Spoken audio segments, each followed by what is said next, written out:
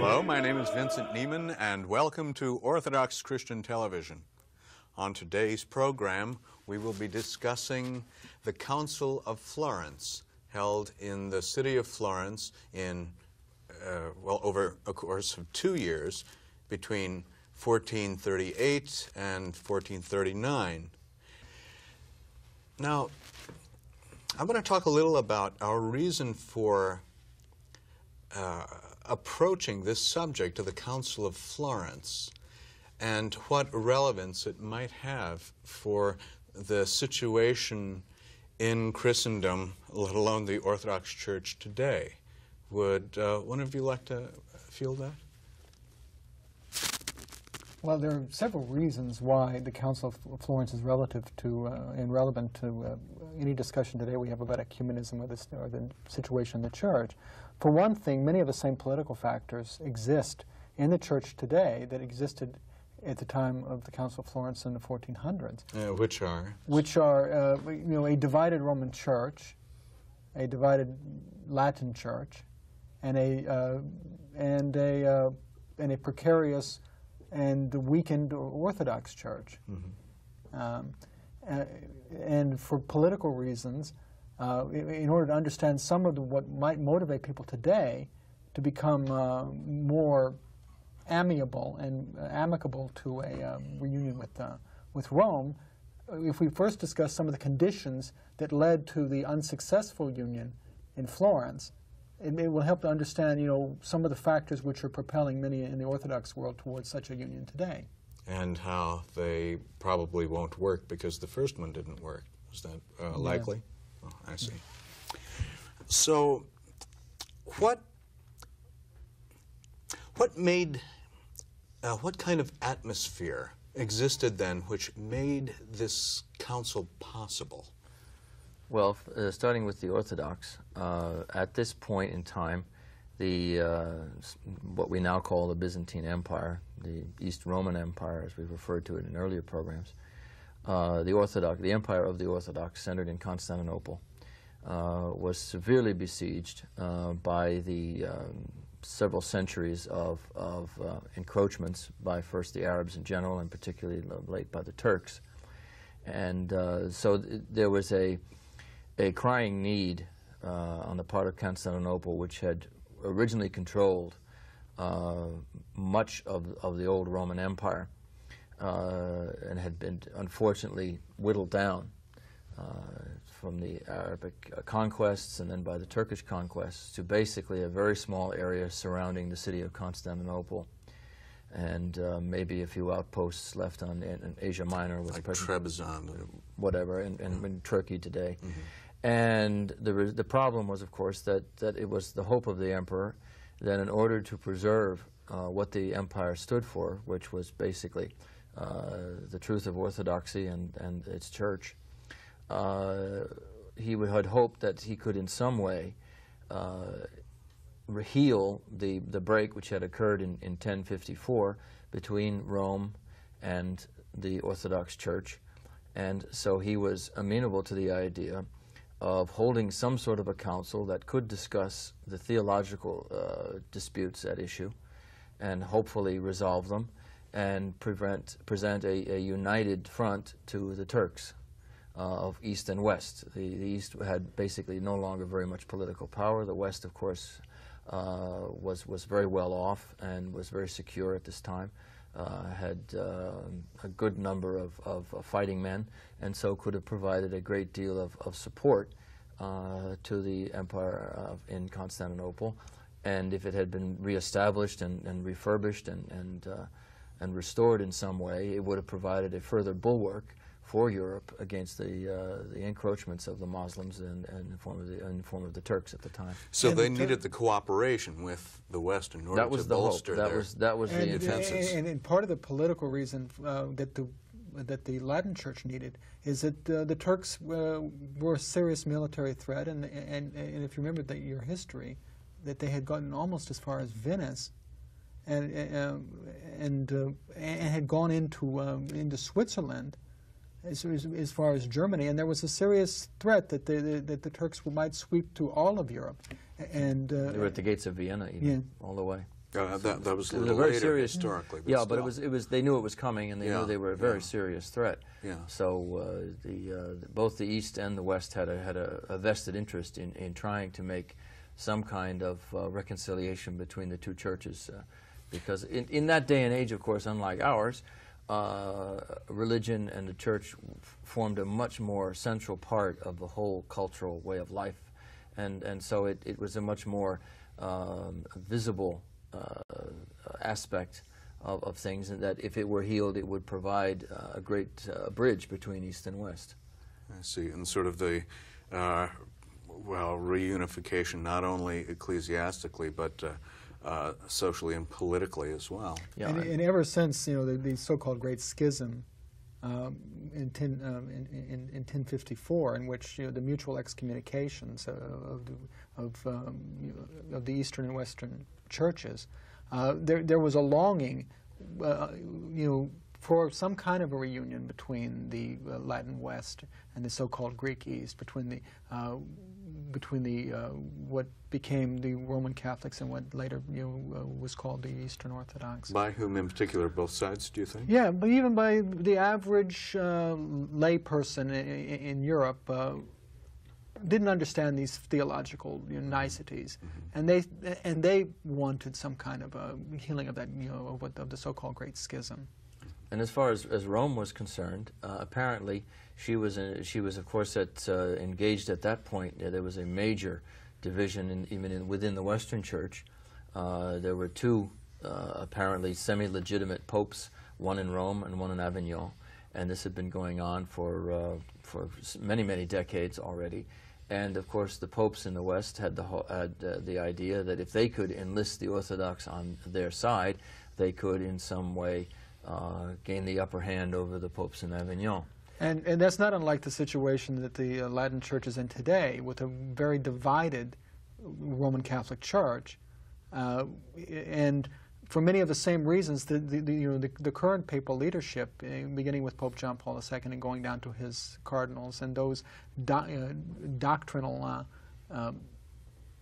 teachers within the Roman Catholic Church, they long for the legitimacy of tradition, and they see in a union with the Orthodox a bulwark of tradition to guard them against the modernism and liberalism that they see in much of the the Latin Church. It eats away at the very fabric of the Christianity. And so in a microcosm, when we discuss the Council of Florence, you could just as easily discuss the ecumenical dialogues that are going on today. The political, economic, and social structures of the time, they precipitated this move towards a union in the 1400s. Many of those same political conditions exist today. And if we can understand what made this union unsuccessful in the 1400s, we might also understand why ultimately, I believe it's going to be unsuccessful today. Now that we've answered the question of why we're bringing up the Council of Florence in the first place, today, let's get into a little more detail about what went on in that council and what some of the issues were. Now,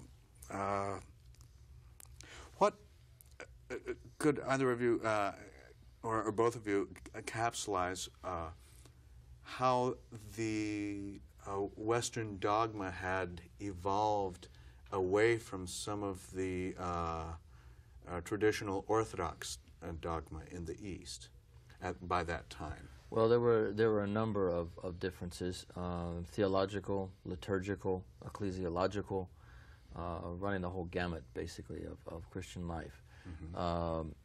The central one, which the Council would focus on more than any other, was the addition to the Creed, which had crept in the Western Church. That's the Nicene Creed, which had been originally promulgated by the First and Second Councils in Constantinople, way back in the 4th century. And it's probably pretty well known to people today who have any contact with Christianity. And in that creed, it stated that it tries to give a very brief and succinct summary of the Christian faith. fundamentally, at issue was one phrase indicating the nature of the relationship between the persons in the Trinity. In the original creed, it was simply stated that the Holy Spirit, in the last paragraph, basically next to the last paragraph, proceeds from the Father. The Latin Church had added, not originally in an official way. It kind of crept in, I guess, around the 8th or the 9th century in Spain, and was rejected by the Western Church and some of the popes at the time. But as time went on, it gained some kind of respectability, and was included and became the standard text in the West. And they added the phrase that the Holy Spirit proceeds from the Father and the Son, to both. So in the sense of meaning that the Holy Spirit comes into existence and is caused and has his origins in. Cause is not a good word, because in a sense he is a person of God, right? and he has no cause. But in this very delicate and subtle issue about the Trinity, the fundamental question became one of this addition to the creed of proceeded from the Father and the Son. As I said, there were other issues also. There was a question of the doctrine in the West of purgatory, which the East had no knowledge of and had not accepted. There was the issue of what type of bread was going to be used in the Eucharist, the wafer as we know it today, or versus leavened bread, which the Eastern Church has always used as a symbol of resurrection. And there was, of course, behind all of this, perhaps the overriding issue, and it still is today, was the issue of the authority of the papacy. That fundamentally the papacy believes that it has the right, on the basis of simply the decrees of the Pope, to promulgate various doctrines. Though they didn't believe in papal infallibility as it's defined today. No, not as it's defined today, but it was papal authority. This emerged as the council went on as of course, being a central stumbling block between the two churches, because as the Orthodox would say, I mean, if we run into the problem of we can bring up arguments, we can bring up quotes from the Fathers, we can do various things to refute the mistaken doctrines of the Roman Church in the West, but they rely on the papal authority ultimately, and what can we say to that except that it's not legitimate, and was not the way the Church understood things. Because the Church was always concilial, or up to the time of the schism, yes? Basically, the growth of the papacy occurred as the Middle Ages progressed. It started back in the Dark Ages when, of course, Rome fell, and there was a political vacuum, and Rome was the only institution around that could fill that vacuum.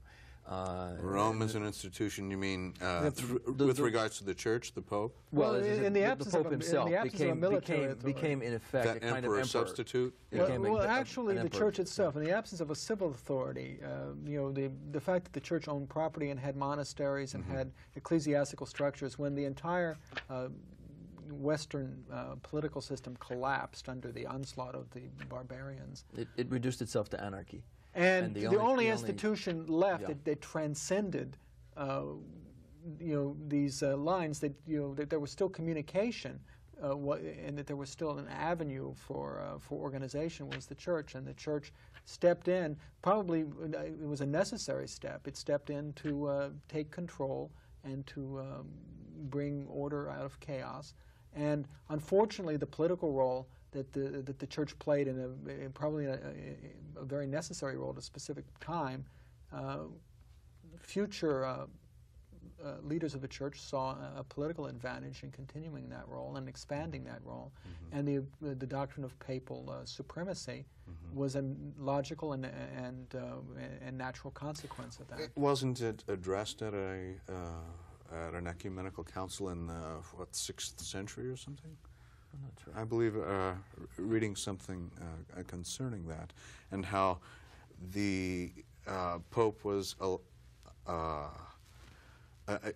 given and recognized as being first among equals and first in honor, but not authority over all of jurisdiction Christendom. and power. Right. And you know, it's interesting because at this council, the Orthodox were willing to make concessions as far as possible. And I think this is they were even willing to accept the addition in the filioque and to try to come up with an Orthodox understanding of it. You know, that Sort of a semantical juxtaposition. They tried to get around it in a way by reinterpreting it in a way that was not, which would not define it as being the Father as being and the Son both being as the cause of the Holy Spirit. I think the source would probably be a better word. Well, source, yeah. But the idea came out that fundamentally the Son was the means by which the Holy Spirit could be sent into the world. It was from the Father through the Son. So he was the conduit, sort of. Yeah, into the world.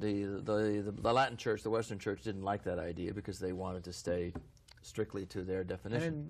And I guess we should go on to say that under political pressure and because of the dire need for military assistance in dealing with the Turks, that most of the doctrines that and the innovations that the West had propagated, these Eastern bishops were willing to sign on to in order to get military eventually, assistance. Yeah, eventually. I understand, because in reading I noticed that it was like pulling teeth to get them to agree to signing certain things, and it really took some wizards with words in the West a good order amount to, of arm twisting. Yeah, good old and it was gradual. It was it was over the course of like 2 years, 2 years of discussion. Most of the bishops, all but one, St. Mark of Ephesus, who we could talk about later, ended up when they finally had the signing in 1439. They agreed to basically to go along with the full Catholic line and to admit that the filioque had always been part of the creed, to admit that purgatory was a valid doctrine of the Church and fully accepted, and then they proceeded to go to implement this union back in Constantinople. And indicative of how. Well, that's the word. I don't want to say false exactly, although it was, but how unstable this union really was. The council kind of agreed on the issues of the leavened or unleavened bread in the communion, basically to allow both practices, and the result was that the Orthodox on the East refused to take communion from the Latins, and the Latins refused to take communion from the Orthodox, and so basically it indicated that nothing had really been healed, nothing had been really put together. It ended up being largely a triumph for the papacy and for the West because of the desperate situation of the empire in Constantinople. And I think that ultimately this is how this can be relevant to modern ecumenical discussion. That most ecumenical dialogue today occurs among quote-unquote professional theologians, people that sit in rooms and discuss theology and write and come up with agreements, and they go back and they try to propagate these agreements among the lay people. They give them to the clergy, to the hierarchy of the Church, and try to propagate them. And it's much the same pattern that was followed after the Council of Florence. We've all agreed to this, and now they come back to their respective churches and they say, you must follow these agreements, and you must accept the Latins, you must accept purgatory, you must accept these doctrines. And unfortunately, for those that had made the agreement, unfortunately, we feel as Orthodox for the Orthodox Church, this agreement didn't stick. The people said, no, we don't want any part of this. So history could very well be repeating itself in piecemeal as time goes on. Did they see anything else in? Did they talk about anything concerning the transubstantiation or any of the sacraments? Well, there was a discussion. In the Orthodox liturgy, you have what they call the epiclesis, where the priest or the bishop, who's ever officiating the service, stands up and asks the Holy Spirit to come down and make the change in the elements to turn them into the body and blood of Christ. The Eastern, the Latin Church had always believed in a kind of mystical, magical, that when the priest says these words, this is my body, and says the words, this is my blood, that just through the invocation of these words, he commanded them to become the body and blood of Christ. And there was a huge discussion about this. And finally, the Orthodox side agreed that the epiclesis was not necessary.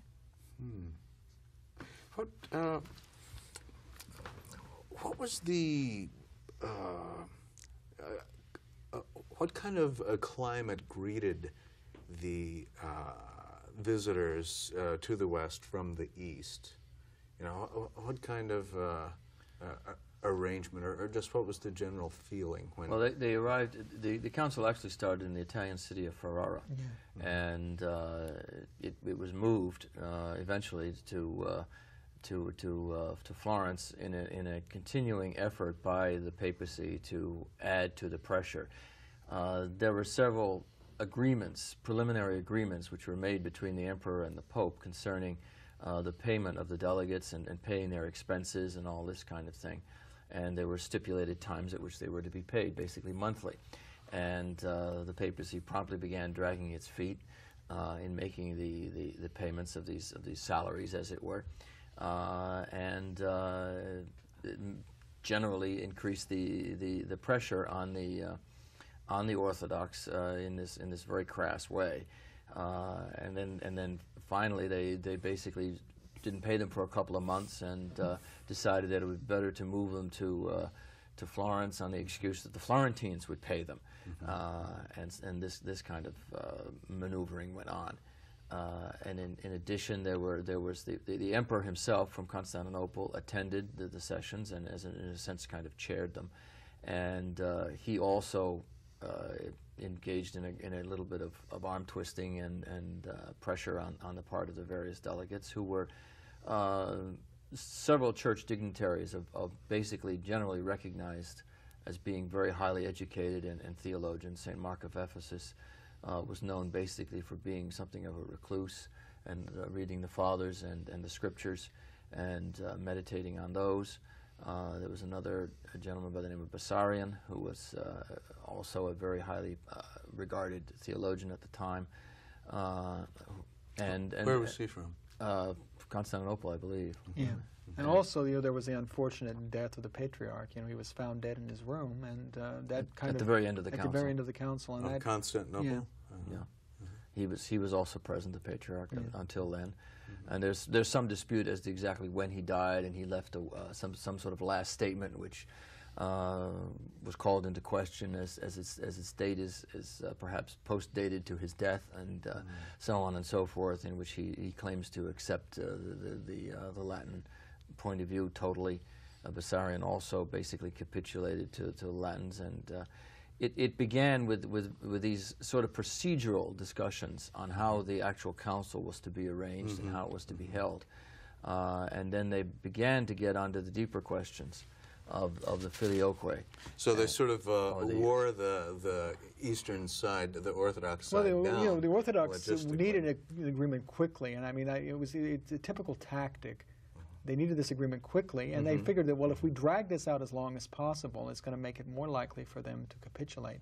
And that was the tactic they used. They dragged on what could have been just a council lasted a few months over the space of 2 years. And of course, in the end, all but Mark of Ephesus capitulated. I see. And so what, in wrapping up now, what was the final result of this council? Well, what came of it?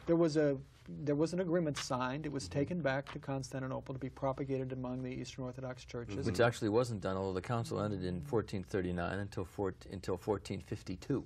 That's when it was officially announced and released. And then because they were so afraid of its and shortly thereafter, the Turks in 1453 took over the city of Constantinople, and all talk of union ended. Well, I'd like to thank you once again, gentlemen, Reader Timothy Fisher and Deacon Father Michael Halford, for joining us once again on Orthodox Christian Television.